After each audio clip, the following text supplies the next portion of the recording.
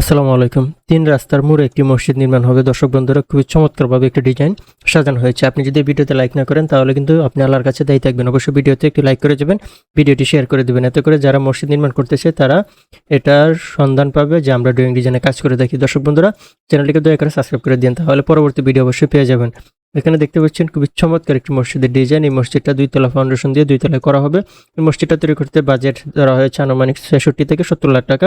দর্শক বন্ধুরা, এই মসজিদের ভিতরে আপনি 4টি কাতার পাবেন, বারান্দায় 2টি কাতার, টোটাল 6টি কাতার। কিন্তু এখানে 6টি কাতার একসাথে রাখা হয়েছে। উপরে চমৎকার একটি ডোম গম্বুজ রাখা হয়েছে, একটি মিনারা রাখা হয়েছে, যেটি ইটের পিলারের মাধ্যমে করা হবে।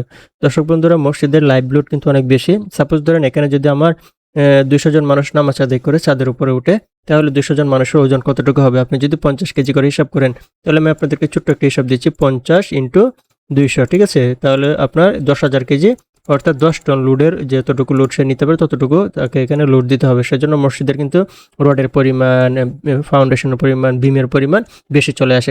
কেননা পিলারের দূরত্ব কিন্তু স্প্যানের দূরত্ব কিন্তু অনেক দূরত্ব হয়ে যায়। সেক্ষেত্রে এই বিষয়াদি চিন্তা করে কিন্তু আমাদের করতে হয় কাজটি। এবং স্ট্রাকচারের ক্ষেত্রে আরেকটা বিষয় বলি, স্ট্রাকচারটা কিন্তু 100 বছরের জন্য করতে হয়। তারপর এখানে যে মেইন যে ডুমটা থাকে, গম্বুজ থাকে, সেটার আলাদা একটা লোড থাকে, ভূমিকম্প লোড থাকে, হ্যাঁ? এবং যাতে ভবনটা 100 বছর যায় সেই হিসাব তুলনা করে করা হয়। তারপর কিছু ডিজাইনের কাজ থাকে, সেজন্য মসজিদের খরচটা একটু বেশি হয়ে যায়, কিন্তু এটি কিন্তু প্রপারলি কাজটা করা লাগে। তো ভিডিওটি লাইক করার জন্য আপনাকে ধন্যবাদ আপনাকে।